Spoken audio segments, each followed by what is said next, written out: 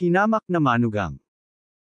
Kabanata 431. Sumiksik siya sa tagiliran ni Alex Dixon at hinawakan ng kamay nito. Nanginginig ang buong katawan niya.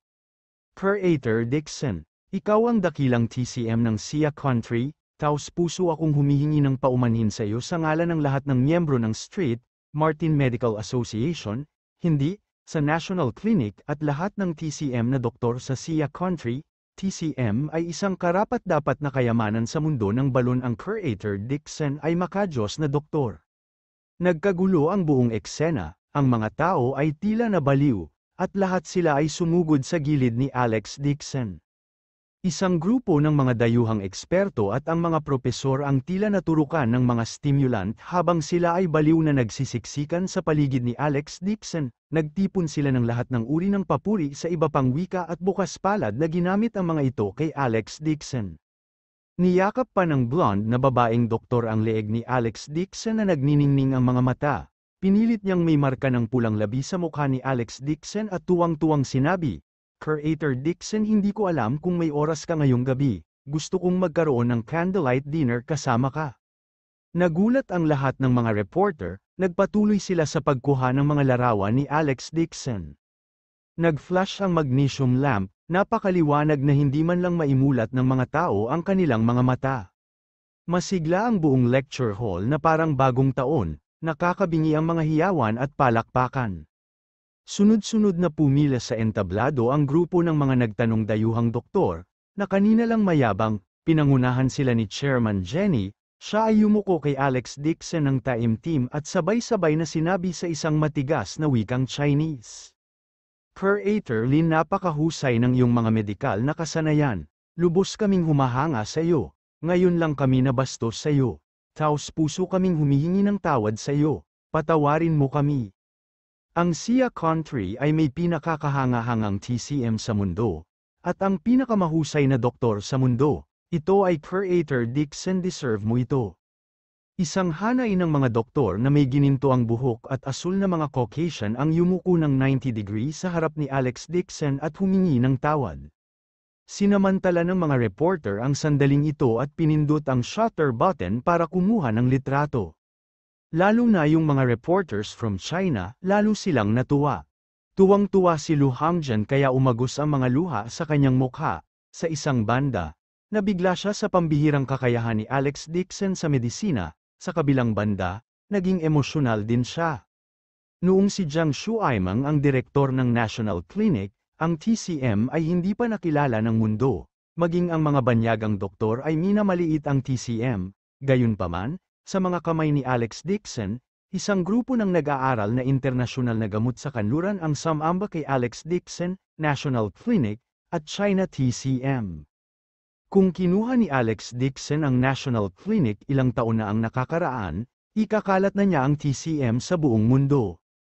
Sa gitna ng mga tagay, si Jiang Shuaimeng ay parang isang talo ng tandang, ang kanyang mukha ay mapula. Galit na galit siya, hindi niya alam kung anong paraan ang ginamit nitong si Dixon para buhayin ang patay na kuneho, maaaring ito ay isang masamang pamamaraan. Habang ang bulwagan ay puno ng tagay, sinamantala ni Jiang Shuaimeng ang pagkakataong lumabas mula sa sulok ng dingding. "Stop, Jiang Shuaimeng, stop, hindi ba nangako ka kay Creator Dixon na luluhod ka at hihingi ng tawad sa kanya?" Si Meng Nooran ay nakatutok kay Jiang Shuaimeng sa buong oras, kaya agad siyang sumugod at sumigaw. Malakas ang boses niya at agad na nakakuha ng atensyon ng mga tao. Sa utos ni Lu Hangjian, agad na tumakbo ang kanilang security guard at pinigilan si Jiang Shuaimeng.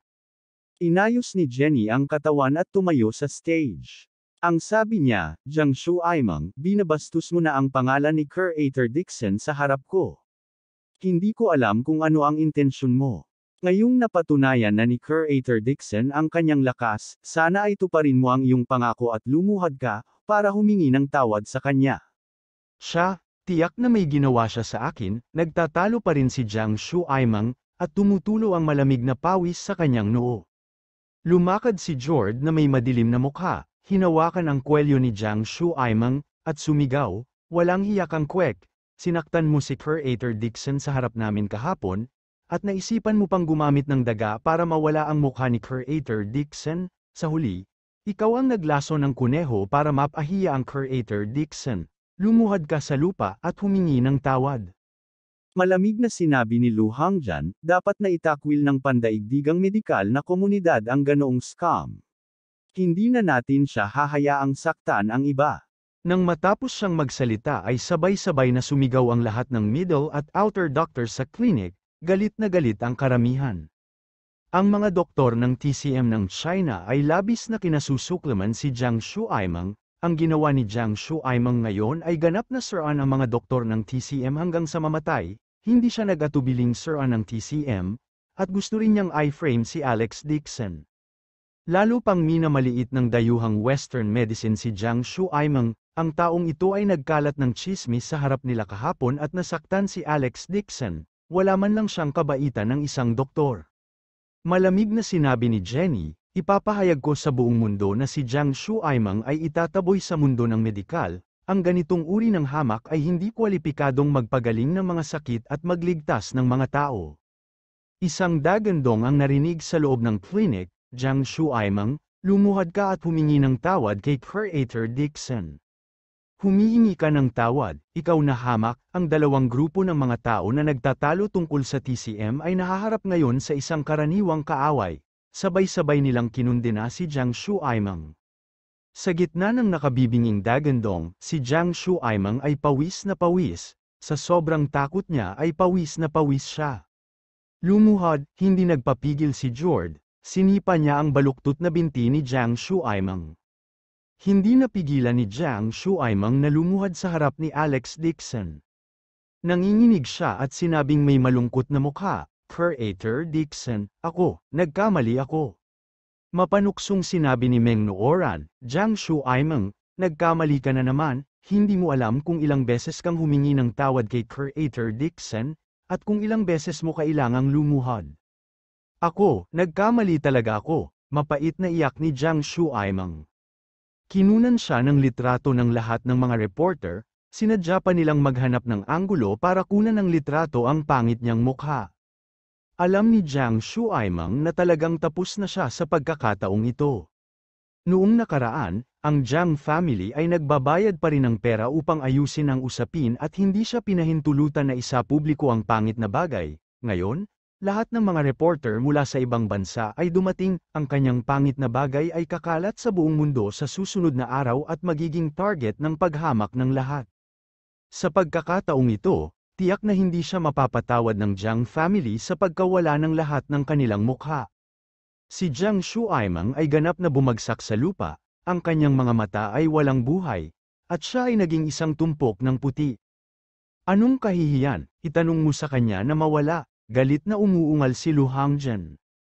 Ang ilang mga security guard ay mabilis na tumakbo pasulong at kinaladkad si Jiang Shuaimeng palabas ng kanyang kwelyo na parang patay na aso, itinapon siya sa labas ng pinto. Tara na, malamig na sinulya pa ni Alex Dixon si Jiang Shuaimeng at bumaba ng stage. Creator Dixon, teka, mabilis siyang naabutan ng blonde na babaeng doktor at kinindatan siya, magiliw niyang sinabi, Nina ang pangalan ko, nakikiusap ako kay Creator Dixon na gamitin ang mahiwagang acupuncture para gamutin ang aking ina. Pagkatapos ng paggamot, gusto kong imbitahan si Creator Dixon sa aking bahay bilang panauhin. Siya ay may makapal na figura at ang kanyang blonde na buhok ay kumikinang ng maliwanag, ang kanyang asul na mga mata ay parang mga hiyas, at ang kanyang mga mata ay madamdamin tulad ng apoy. Tinitigan niya si Alex Dixon ng may paghanga at hinawakan pa ang katawan nito. Pakiramdam ni Alex Dixon ay namamanhid ang kanyang anit. Ang dayuhang babae ay kasing hilig ng apoy. Hindi niya lang matanggap. Mabilis na naglakad si Jenny. Nina, you can't be like this. The respected Creator Dixon promised me that he will treat me. At ako, Creator Dixon, pakigamot ang sakit ng aking lolo. Pakiusap, Creator Dixon, gamutin mo ang sakit ng aking tiyuhin.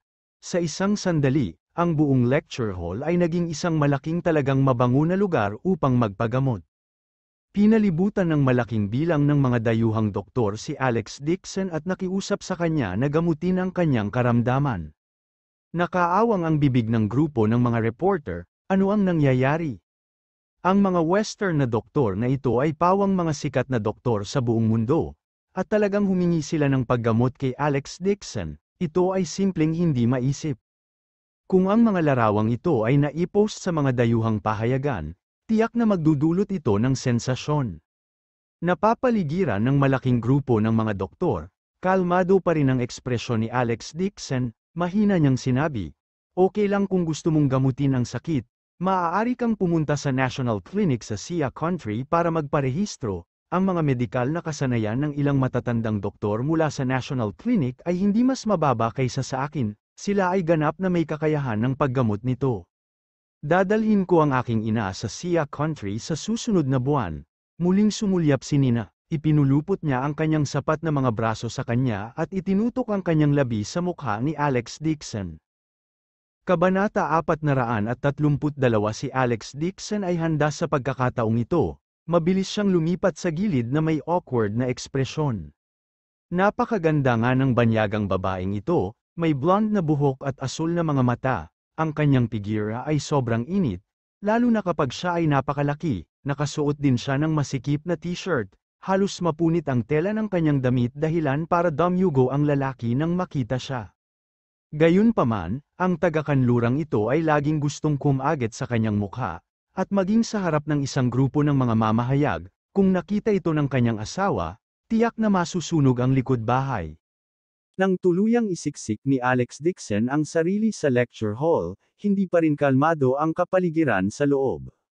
Ang isang grupo ng mga dayuhang doktor ay parang mga estudyante sa elementarya, na magalang na humihingi ng gabay sa China TCM. Mula ngayon, ang National Clinic ay kakalat sa buong mundo. Wala nang magmamaliit sa China TCM. Gayunpaman, humiling din si Alex Dixon sa mga taong naroroon, umaasa na mas i-promote ang National Clinic at gawin siyang hindi katulad ng isang tao, pinakamabuting gumamit ng mga mosaic sa mga larawan, dahil ang dahilan ay gusto niyang mag-concentrate sa pag-aaral ng medisina at ayaw niyang maistorbo. Dahil ayaw niyang sumikat, para hindi siya maghinalaan ng kanyang asawa at Helena na nasa malayong lugar sa Jinling kapag nakita siya. Sunod-sunod na nagpadala ng mga imbitasyon at ilang kumpanya ng pharmaceutical, handa silang magbayad ng malaking halaga, umaasang makipagtulungan kay Alex Dixon, ngunit lahat sila ay tinanggihan niya.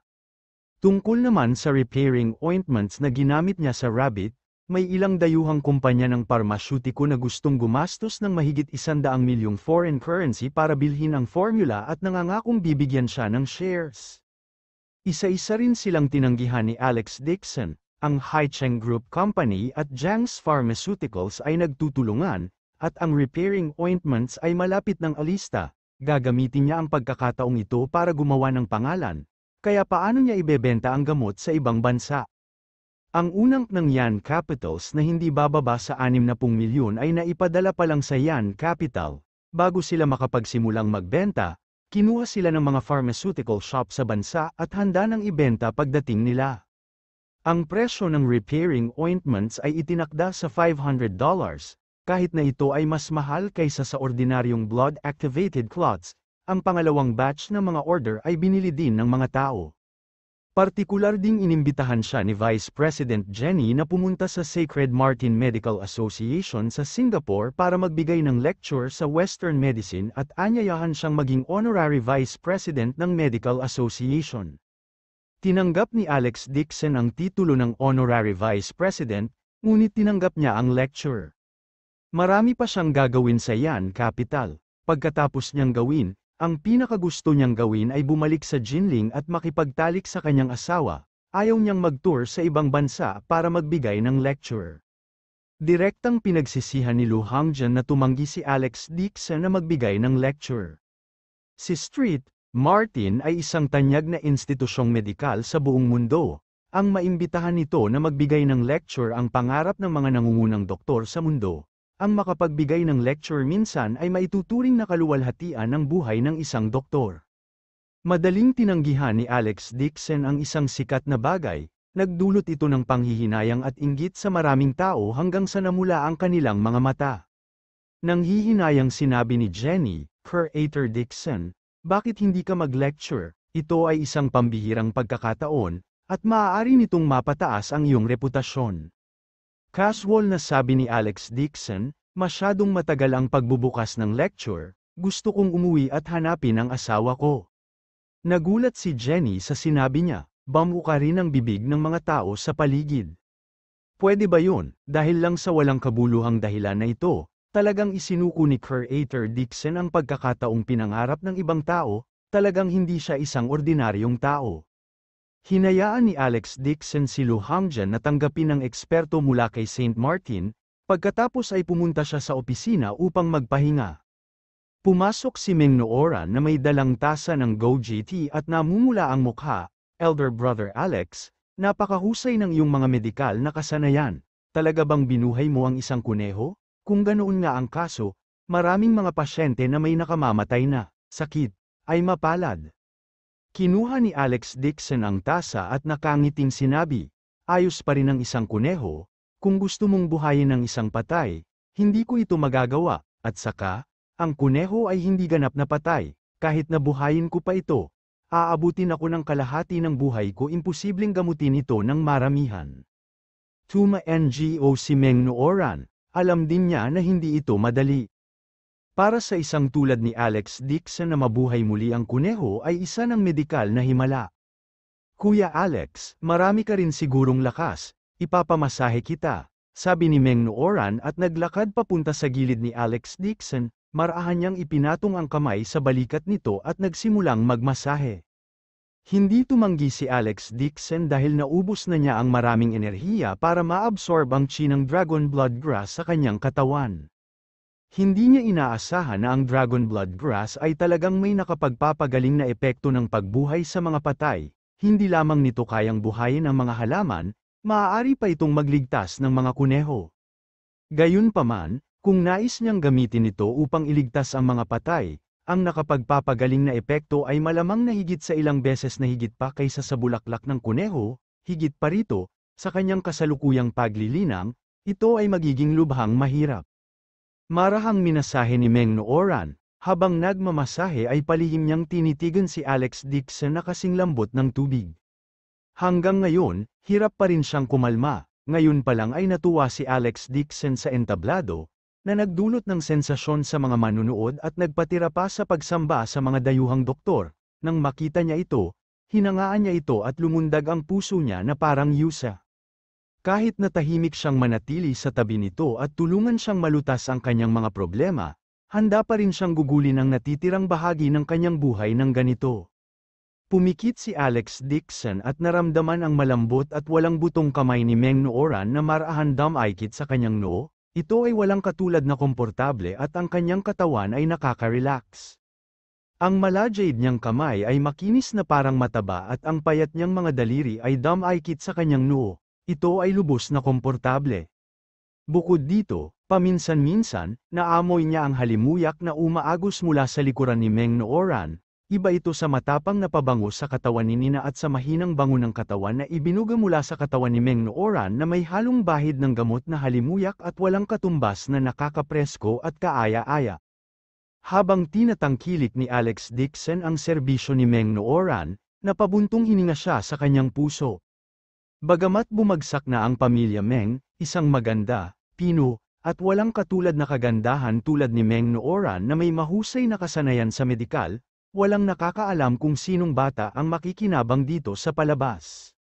Itinuring niya si Meng Nooran bilang isang miyembro ng pamilya, kaya hindi niya namamalayan na sinimulan niyang magsimula alang ang mga problemang ito. Kung tungkol sa kanyang ama at kapatid, si Alex Dixon ay tamad na magtanong, anyway, ang pamilya Meng ay may utang na malaking halaga, at walang magandang araw para sa kanila. Nang makaramdam ng komportable si Alex Dixon sa buong paligid at malapit nang makatulog, sunod-sunod na mabilis na katok sa pinto at gumising sa kanya. Sino ta? Tanong agad ni Meng Nooran, isang boses na puno ng enerhiya ang nagmula sa labas ng pinto. Pwede ko bang itanong kung nandito si Creator Dixon?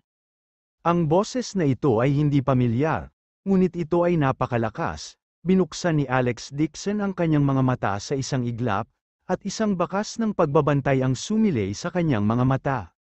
Masasabi niyang ang taong nasa labas ng pinto ay cultivator. At ang kanyang cultivation ay umabot na sa gitnang yugto ng foundation establishment. Hinayaan ni Alex Dixon si Meng Nooran na tumayo sa gilid, maingat siyang naglakad papunta sa pinto at binuksan iyon.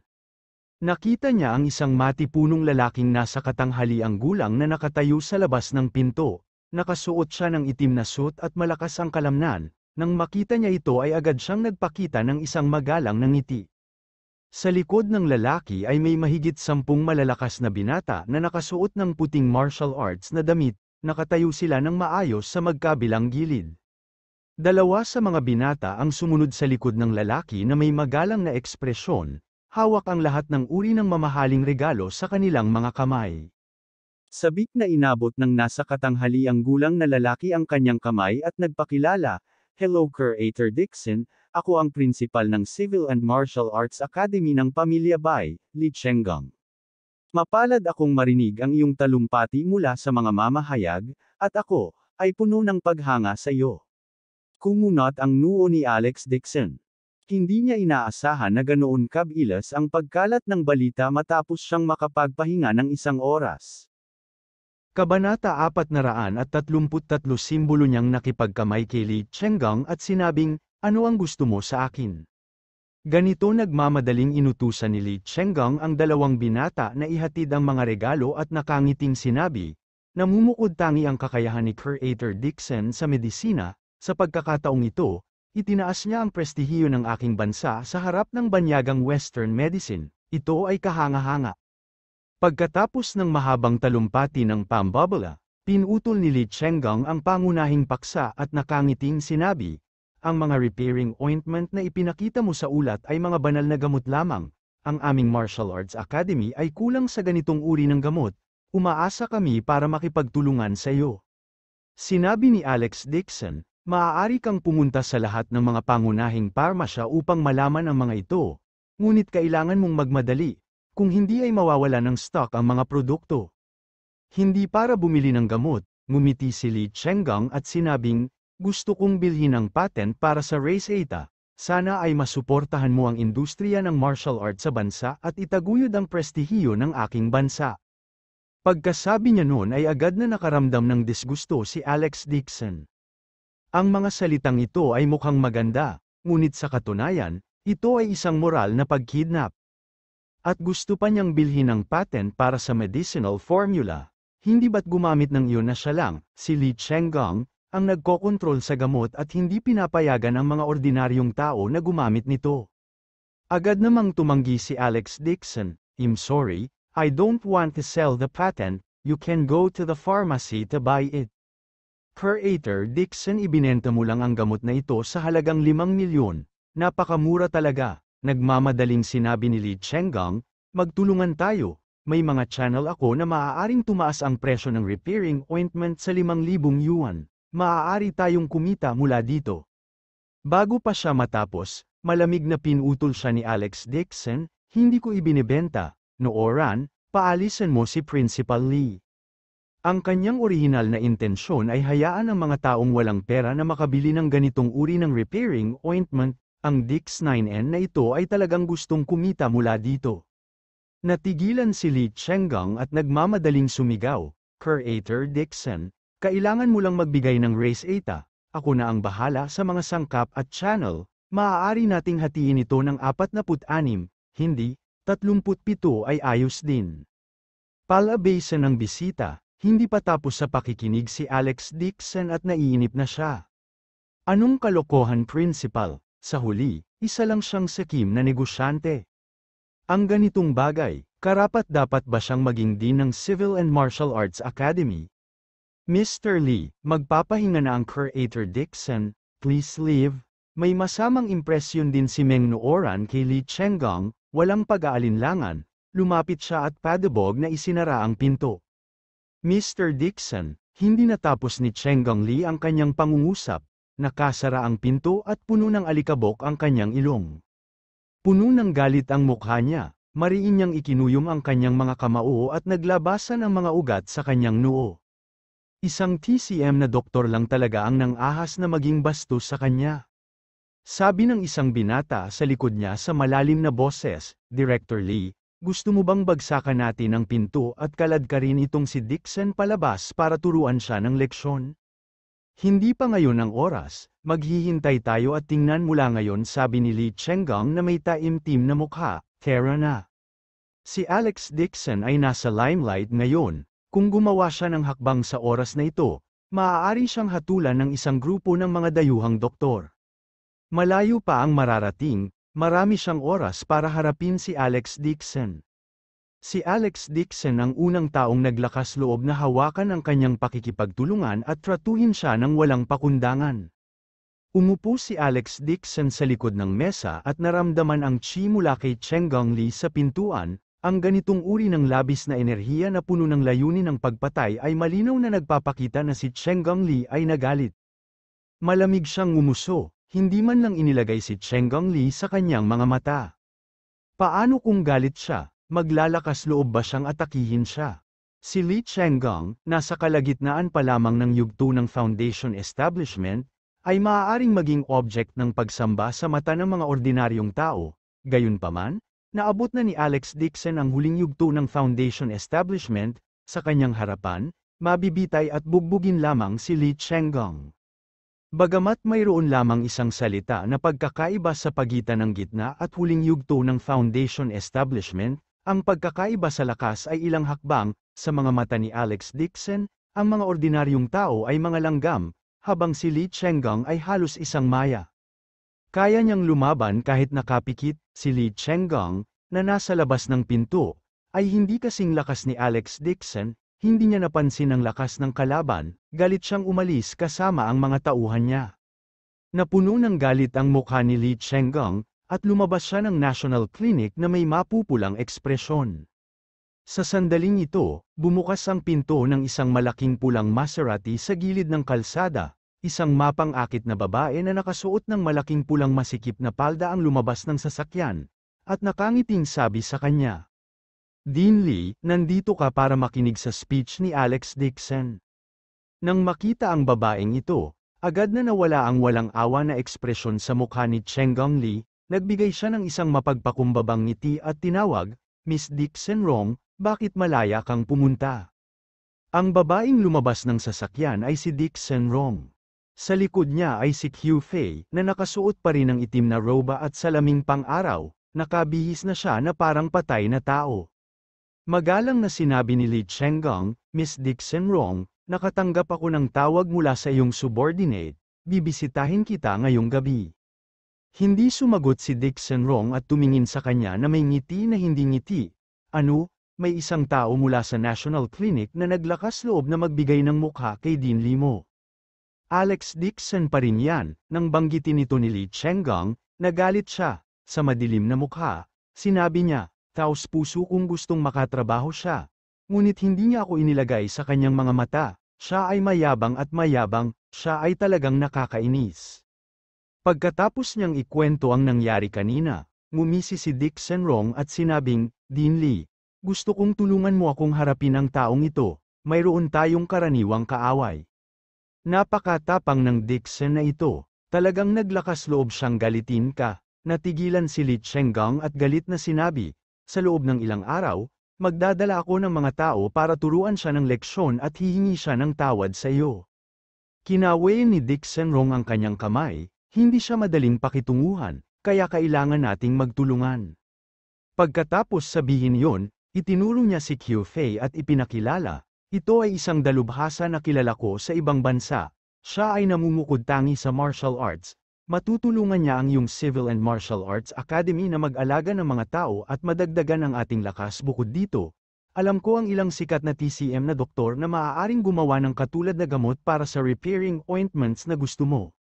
Hindi makapaghintay si Lee Chenggang na magkaroon ng tutulong sa kanya at magbigay sa kanya ng Qiu Feis. Gayunpaman, hindi niya maiwasang tingnan si Qiu Fei, nakakaiba ang pananamit at singkit ng poste ng kawayan, sabi niya, kaya niya ba? Naglabas si Qiu Fei ng isang itim na metal na token mula sa kanyang bulsa at iwinagayway ito sa hangin. Sa isang iglap, isang kidlat ang biglang tumama mula sa maaliwalas na kalangitan at nabasag ang isang malaking puno ng pagoda sa tabi ni Li Chenggang ng may bitak.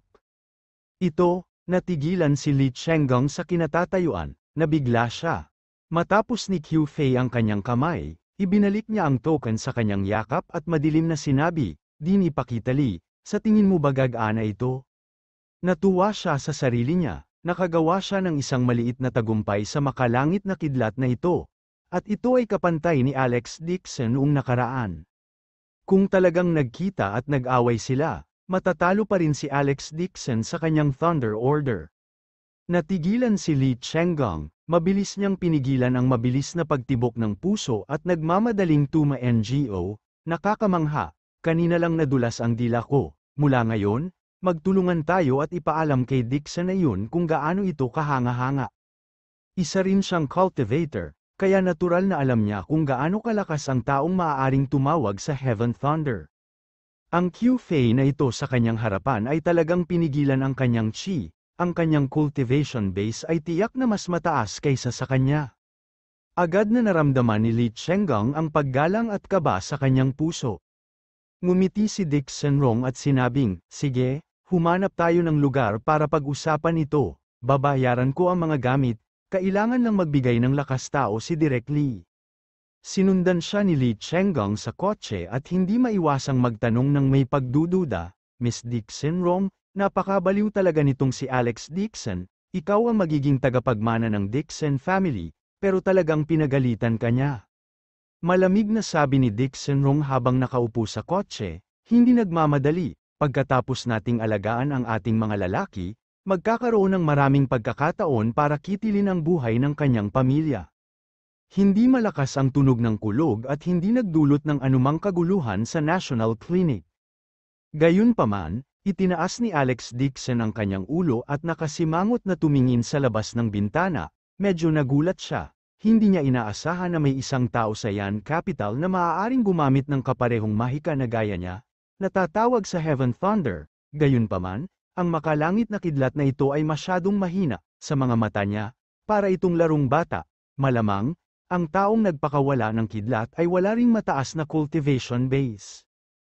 Kabanata 434 kinabukasan, umalis ang Street, Martin Medical Association sa Yan Capital. Bago sila umalis, sinubukan ni Vice Chairman Jenny ang kanyang makakaya na imbitahan si Alex Dixon para magbigay ng lecture. Ang blonde na si Nina ay tumingin kay Alex Dixon ng may pag-aatubili at sinabing may pagmamahal, "Curator Dixon, huwag kalimutan ang ating candlelight dinner." Isang linya ng mga Western na doktor ang nagdala ng gamot sa kalusugan na ibinigay sa kanila ng National Clinic at sumakay sa eroplano bilang kasiyahan. Maraming doktor pa ang nagpahayag na gusto nilang pumunta sa Yan Capital para talakayin ang TCM kay Curator Dixon. Ang isang bahagi ng mga doktor sa kanluran ay nagpasya na nilang dalhin ang kanilang mga pasyente sa National Clinic upang gamutin ang kanilang mga sakit sa lalong madaling panahon. Tuwang-tuwa din si Jord, plano niyang dalhin dito ang kanyang anak para ipagamot sa buong buwan. Sinunod ng lahat ng media outlet ang kasunduan kay Alex Dixon at hindi inilantad ang kanyang tunay na imahe, kahit na ang mga video sa balita ay na-censor. Nagkagulo rin ang mga dayuhang media outlet, pinilit nilang tawagan ang National Clinic para makapanayam itong misteryosong Curator Dixon, ngunit lahat sila ay pansamantalang tinanggihan ni Lu Hangjian upang hindi masyadong malantad si Alex Dixon. Ang domestic news media ay gumulong at nagplay ng video ng talumpati ni Alex Dixon, nakita rin ito ni Helena. Ang figurang nagbibigay ng talumpati sa entablado ay mga mosaic, ngunit mas naging pamilyar si Jane Lewis. She couldn't help saying, "Mom, parang nakapunta na rin si Alex sa National Clinic, hindi naman siya pwede, di ba?" Si Alex Dixon ang asawa niya, kaya pamilyar na siya sa kanya, kaya nang makita ni Jane Lewis ang figura, naisip niyang si Alex Dixon yun. Sumulyap si Helena sa telebisyon at mabilis na sinabi, "Ang basurang yun, paano siya makapagsalita sa isang dayuhan? Ang nasa entablado ay ang direktor ng National Clinic, siya ay dapat na isang sikat na doktor, siya, si Alex Dixon, ay hindi kahit na pumasok sa National Clinic." Naghinala si Jane Lewis at sinabing, Ngunit nakahanap si Alex ng part-time na trabaho ngayon. Siya ang pansamantalang pharmaceutical sales representative ng Haicheng Group Company at madalas na pumupunta sa National Clinic. Hindi siya pwede. Si Helena ay abala sa pag-iimpake ng kanyang mga bagahe at naiinis na sinabi, kung talagang may kakayahan siya, matagal na tayong mayaman. Napuno na ang sala ng malalaki at maliliit na bag ng mga bagahe. Lumapit din sa pinto ang gumagalaw na team. Nasanay si Helena na tumira sa malalaking villa sa Yan Capital. Sa sandaling bumalik siya sa maliit na antas ng Jinling, agad siyang nakaramdam ng malaking pagkakaiba. Paano magiging karapat-dapat ang sirang bahay na ito sa kanyang buhay? Gusto lang ni Helena na tumira sa villa at gumawa ng gulo sa bahay araw-araw, talagang hindi kinaya ni Albert Lewis, kaya pumayag na lang siya at lumipat sa malaking villa sa Jinling. Sinabi ni Jane Lewis, "Nay, ipaalam kay Alex ang tungkol sa paglipat sa villa. Huwag mong sabihin sa kanya." Agad na naging alerto si Helena at saka napangiti ng mapagkunwari. May gagawin siya sa Yan Capital. Lumipat muna tayo sa villa para maglinis. Pagbalik niya, bibigyan natin siya ng surpresa. Natakot siya na hindi pumayag si Alex Dixon, kaya binalak niyang kumilos muna at magulat sa ibang pagkakataon. Ayaw din ni Jane Lewis na magambala si Alex Dixon at walang magawa, kung gayon sasabihin ko kay Uncle Lee. Siya nga pala, sabihin mo sa matandang yon na bawal kang magulat tungkol sa paglipat kay Alex Dixon. Galit na sabi ni Helena, hindi maganda ang matandang ito na nagbabantay sa pinto. Balang araw ay makakahanap ako ng pagkakataon para tanggalin siya. Yan Capital, ang unang batch ng repairing ointments ay hindi pa nakalista sa merkado nang sila ay inutusang walang laman. Ang pangalawang batch ng gamot ay kasalukuyang ginagawa sa pabrika ng parmasyutiko ng Haicheng. Ang repairing ointments ay nasusunog, ang Haicheng Group Company at ang mga kumpanya ng kooperasyon ng Jiang's Pharmaceuticals ay puspusan ding itinayo. Inalis ni Jiang Handong ang isang gusali ng opisina sa mataong distrito ng Jiang's bilang opisina ng kumpanya ng kooperatiba. Ang mga kita ng kasunduan sa pagitan ng dalawang partido ay magiging 28%, ang Jiang family ay kukuha ng 20%, at ang Haicheng Group Company ay kukuha ng 80%. Tungkol naman sa posisyon ng presidente ng joint ventures, natikman ni Jiang Handong ang tamis nito sa pagkakataong ito. Alam niya ang lakas ni Alex Dixon, at gusto niyang kunin niya ang posisyon. Gayunpaman, hindi binalak ni Alex Dixon na kunin ang posisyon ng Pangulo, dahil ang kumpanyang ito ng kooperatiba ay isa lamang istasyon ng transit na responsable sa pagbebenta ng gamot, ang kanyang tunay na trump card ay ang Haicheng Group Company pa rin. Ibinigay niya ang posisyon ng Pangulo sa Jiang family. Si Jiang Handong ay masyadong mataktika. Nang makitang malapit sa kanya ang kanyang kapatid, hinayaan niya si Jiang Shuila na pamwesto. Sa anumang kaso, si Alex Dixon ang may huling desisyon sa mga desisyon ng kumpanya. Ang kumpanya ay matatagpuan sa pinakamaunlad na lugar sa Beijing, ang mga gusali ng opisina ay handa na at mayroon ding mga pagsasaayos, hanggat ang mga gamit sa opisina ay inilipat at nililinis, ito ay magiging maayos. Nang umagang yun, tumawag si Jiang Shuila upang hilingin kay Alex Dixon na tingnan ang bagong gusali ng opisina. Maglalakad na sana palabas ng villa si Alex Dixon nang pigilan siya ni Meng Nooran. Huminto siya at nagtanong, "Nooran, hindi ka ba pupunta sa National Clinic?" Namula si Meng Nooran at sinabing, "Kuya Alex, ikaw na ang magiging deputy director ng kumpanya mula ngayon. Tama, nakatuon ka rin ba sa panig na yun?" Tuma-NGO si Alex Dixon at sinabing, "Sa kasalukuyan, kailangan pa nating mag-recruit ng ilang tao." Anong klaseng tao? Ito ay marahil tungkol sa kalidad ng gamot. Ang mga mata ni Meng Nooran ay kumikinang, marahan niyang tinango ang kanyang ulo at sinabing, "Kuya Alex, ilalabas na kita." Hindi nagtagal, sumakay si Alex Dixon sa motorsiklo papunta sa gusali ng opisina. Sa ilalim ng sikat ng araw, ang isang 46 na palapag na skyscraper ay mukhang napakakahanga-hanga, may karatulang nakasabit sa pintuan na may nakasulat na Jianghai Cooperation Company. Mayroong 2 hanay ng makapangyarihang mga security guard na nakatayo sa pintuan, nang makita nila ang deputy director ay agad silang yumuko at binati. Hiniling ni Alex Dixon sa kanila na ay parada ang kanilang mga motorsiklo at humakbang papasok sa mga gusali ng opisina. Nang makita ng receptionist ang vice director ay nagmadali rin itong I-welcome. Binati siya ng Jiang family ng maaga, kaya maraming empleyado ang nakakita kay Alex Dixon at mabilis siyang binati. Sinalubong si Alex Dixon sa elevator, maingat na tinulungan siya ng receptionist na pinindot ang sahig at saka tumayo sa labas ng elevator kasama ang isang grupo ng mga tao, yumuko siya at pinaakyat siya. Ang opisina ay nasa ika-40 palapag. Lumabas si Alex Dixon sa elevator at nakita niyang halos handa na siya sa opisina, mahigit 100 kawani ng paglilinis ng naglilinis ng opisina. Naglakad siya sa koridor at isa-isa niyang tiningnan ang mga opisina. Ang mga kasangkapan sa bawat opisina ay may mataas na kalidad. Sa unang tingin, makikita niya ang high-end na kumpanya. Makikita na binigyang halaga ni Jiang Handong ang pagtutulungan ng dalawang partido, nagbigay siya ng maraming pagsisikap. Naglakad si Alex Dixon sa pintuan ng silid na may nakasabit na Deputy Director's Office, itinulak niya ang pinto at pumasok para tingnan, ang maluwag at maliwanag na opisina ay pinalamutian ng napakarango.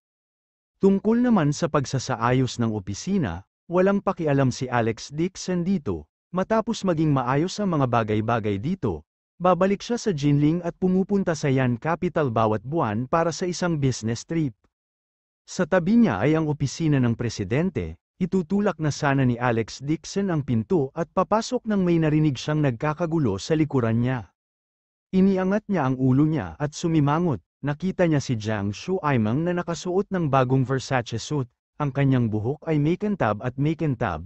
At siya ay humahakbang palabas ng elevator na may pulang mukha, may isang malaking grupo ng mga tao sa likod niya, may isang matangkad at mapang-akit na babaeng sekretary na bitbit ang kanyang bag para sa kanya. Naglakad ang babaeng sekretarya kay Alex Dixon at mayabang na sinabi, "Bakit ka nakatayo dito? Bakit hindi ka gumagawa ng paraan para kay President Jiang?" Presidente Jiang, kumunat ang noo ni Alex Dixon at sinulyapan si Jiang Shuaimeng. Malamig niyang sinabi, "Nasaan si Jiang Shuela?" "Kami, si Pangulong Jiang, ay si Jiang Shuaimeng, umalis ka."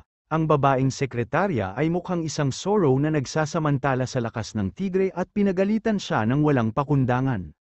Dumilim ang mukha ni Alex Dixon at sinabi niya, "Presidente mula sa Jianghai Company, hindi ba Jiang Shuela? Paano ito si Jiang Shuaimeng?" Agad na kumunat ang noo ng babaeng sekretarya at napag-alitan, "Saang departamento ka kabilang? Direkta mong tawagin kami ni President Jiang sa pangalan namin." Humingi agad ng tawad kay President Jiang, "Kung hindi, tatanggalin kita." Hindi siya pinansin ni Alex Dixon at tinitigan si Jiang Shuaimeng, sinasabing, "Anong departamento ang kinabibilangan mo, Jiang Shuaimeng? Anong nangyayari?" Nagtaas baba si Jiang Shuaimeng at mayabang na naglakad. Nagsimula na siyang magsalita na parang opisyal na pagkabukas niya ng bibig, "Vice President Dixon, simula ngayon, presidente na ako ng kumpanya, gawin mo ang sinasabi ko mula ngayon."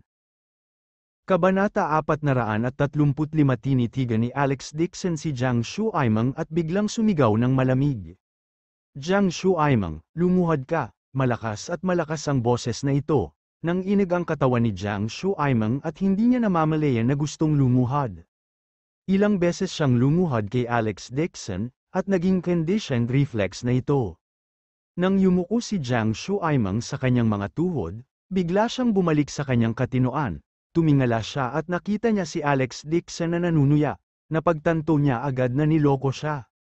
Siya ay lumipad sa galit dahil sa kahihiyan. Itinaas niya ang kanyang ulo at umungol, "Alex Dixon, sino ka sa tingin mo? Magwala ka."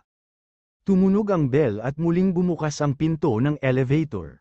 Inalalayan ni Old Lady Jiang ng isang assistant at nag-walk out kasama ang ilang tao.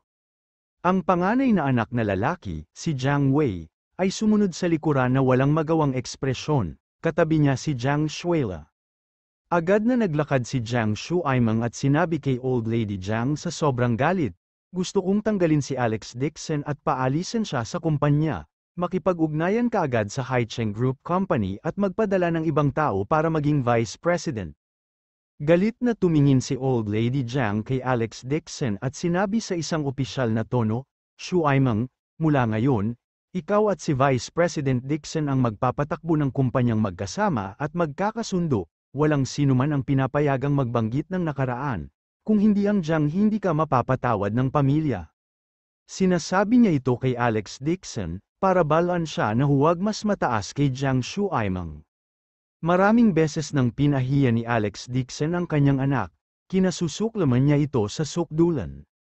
Gayunpaman, malinaw na rin ngayon ang Old Lady Jiang tungkol sa kahalagahan ng Alex Dixon sa Jiang's Pharmaceuticals, yun ang dahilan kung bakit hindi niya ito matitiis, binalak niyang sipain si Alex Dixon kapag malakas ang kumpanya.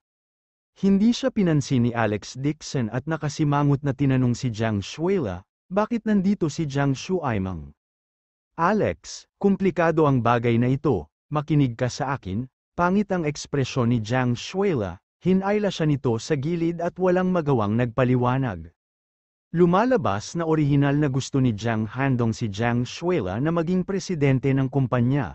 Hindi niya inaasahan na makikialam si Old Lady Jiang at sasabihin na ni Alex Dixon ang dahilan ng pagkawala ni Jiang Shu Aimeng sa kanyang posisyon bilang direktor at nawala ng mukha. Kailangan niyang manatili sa bahay, kaya kinailangan siya ni Jiang Handong na maging presidente ng kumpanya at iligtas ang mukha ng Jiang family.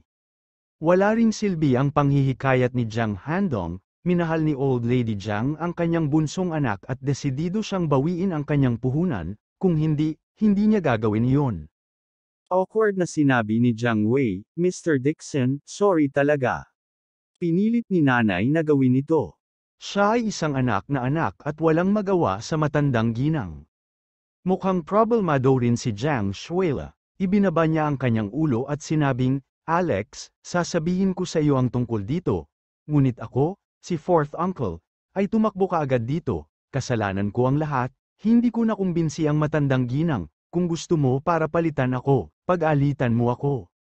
Mayabang na sinabi ni Old Lady Jiang, Vice Chairman Dixon simula ngayon, ikaw na ang bahala sa pagtulong kay Shu Aimeng at pamamahala ng kumpanya ng maayos.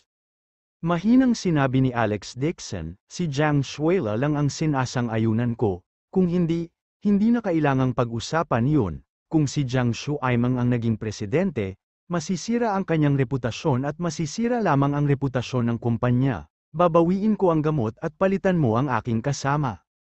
Ngumisi si Jiang Shu Aimeng at buong pagmamalaki, Alex Dixon, wala kang desisyon sa bagay na ito, ang partner natin ay ang Haicheng Group Company, isa ka lang manggagawa, may karapatan ka bang makipag-ayos sa akin? Galit na sinabi ng Old Lady Jiang, ang Jiang family ay namuhunan ng 400 milyon, kasama ang isang gusali ng opisina, ang Haicheng Group Company ay gumagawa lamang ng gamot. Kung hindi mo tutulungan si Shu Aimeng, maaari ko lamang tawagan ang presidente ng Haicheng Group Company mismo at humingi ng isang kapalit.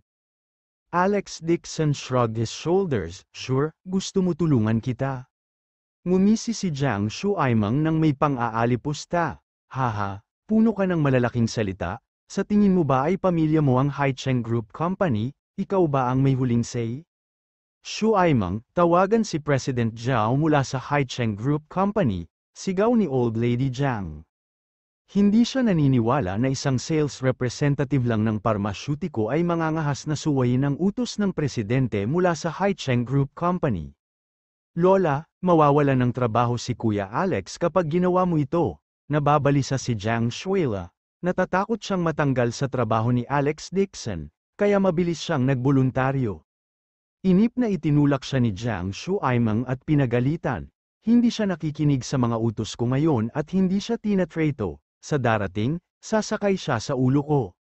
Kanina pa siya nagpipigil ng galit nang ilang beses siyang lumuhad kay Alex Dixon, ngayong sa wakas ay nakakuha na siya ng pagkakataon, bilang superior ni Alex Dixon, tiyak na maghihiganti siya sa kanya.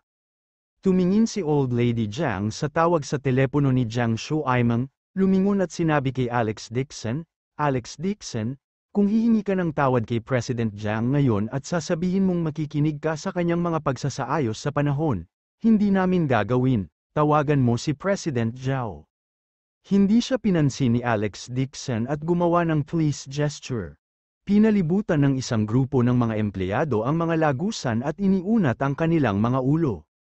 Hindi pa man lang nagbubukas ang kumpanya, nakipag-away na ang presidente sa deputy director, ang ibang kumpanya ay hindi pa nagkaroon ng ganoong bagay noon. Maraming tao ang naghihintay na makita si Alex Dixon na gumawa ng kalokohan. Karamihan sa kanila ay mga empleyado mula sa Jiang's Pharmaceuticals, mababa ang tingin nila kay Alex Dixon, isang tagalabas, isa pa, binata pa lang siya na nasa 20s, anong kakayahan ang mayroon siya para utusan silang gumawa ng mga bagay? Tinawag ni Jiang Shuaimang si Pangulong Zhao at agad na bumalik sa kanyang karaniwang banal na anyo, ngumiti siya at sinabing, "Hello, President Zhao, ako si Jiang Shuaimang, isang pharmaceutical sales representative na ipinadala ng iyong kumpanya. Tumanggi siyang sundin ang mga utos ko, nasa harap ko siya ngayon. Sana ay mapaalis mo siya at gawin siyang umalis sa kumpanya." Idinagdag niya ang huling dalawang pangungusap upang takutin si Alex Dixon. Sa anumang kaso, sa katayuan ng Jiang family, ang isang maliit na Haicheng Group Company ay hindi man lang maisip sa kanya. Siguradong makikinig sila sa kanyang mga utos. Wala si Alex Dixon, siya ay isang trabahador lamang. Sinadya pa ni Jiang Shuaimang na i-on ang speaker waiver, gustong ipahiya si Alex Dixon sa harap ng lahat ng empleyado sa kumpanya. May malamig na ngiti sa mukha niya, hinihintay niya si President Zhao na sigaw ni Alex Dixon sa harap ng lahat at nagalit siya na parang aso. Nang marinig ni Pangulong Zhao, nasa kabilang dulo ng telepono, ang mga salitang ito, natakot siya na halos manlambot ang kanyang mga binti. Ang Jiang guy na ito ay talagang tumawag sa kanya at hiniling sa kanya na tanggalin ang amo. At sa harap ng amo, si Jiang Shuaimang ay buong pagmamalaki na naghihintay kay Pangulong Zhao na sumigaw, nang biglang may isang mahigpit na boses na nagmula sa telepono. "Jiang Shuaimang, gawin mo ang sinabi ni Mr. Dixon, kung ayaw makipag sa amin ni Jiang, tatapusin ang kontrata, hindi na kami muling makikipagtulungan sa darating." Ano, muntik nang bumagsak si Jiang Shuaimang sa lupa. What the hell? Gusto talaga ng presidente mula sa Haicheng Group Company na kanselahin ang kanilang kooperasyon para lamang sa isang manggagawa. Natigilan din si Jiang Wei. Kung kanselahin ng magkabilang partido ang kanilang kooperasyon, hindi alam ang Jiang's Pharmaceuticals ay ibabalik sa kanilang orihinal na estado, ito ay magiging mas malala pa. Naging balisa si Old Lady Jiang at sinabi sa telepono na may nanginginig na boses, "President Zhao, ang kooperasyon ay natapos na, paano tayo makakaalis ng ganoon lang? Humph, hindi natin kayang umakyat sa hagdan kasama itong dakilang Buddha ni Jiang." Hindi binigyan ni Pangulong Zhao ng anumang mukha si Old Lady Jiang, malamig niyang sigaw. Humihingi ng tawad kay Mr. Dixon at gawin ang sinasabi niya, kung hindi, kanselahin ang lahat ng order at hahanap tayo ng ibang kumpanyang makakatuwang. Nag-cross arms si Alex Dixon at masayang pinanood ang palabas sa gilid. Hindi niya inaasahan na ganoon kamataktika si Pangulong Zhao, tila maaari niyang i-promote muli siya sa darating. Naging berde ang mukha ni Jiang Shuaimang, at lumitaw ang malalaking butil ng pawis sa kanyang noo. Natarante si Jiang Wei at pinandilitan si Jiang Shuaimang, nagmamadali niyang kinuha ang kanyang telepono at nakiusap kay Pangulong Zhao na huwag kanselahin ang kontrata.